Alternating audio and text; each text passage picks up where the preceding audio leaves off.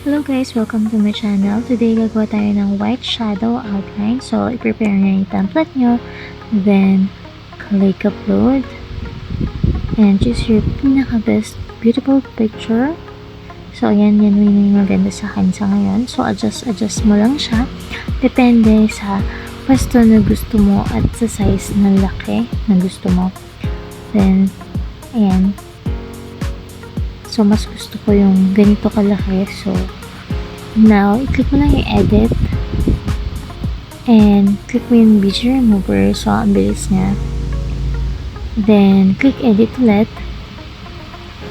Then, makikita mo, you can click the shadows and click glow.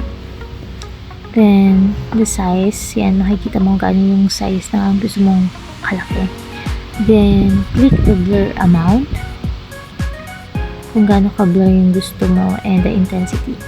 Then, click mo yung color na white. Lipat mo lang siya. Then, ayan. Ngayon, meron ka ng white shadow outline. So, ayan. Yun lang yung gusto ko. Simple lang. Hindi masyado makapal. So, ayan. Yun lang. Thank you for watching.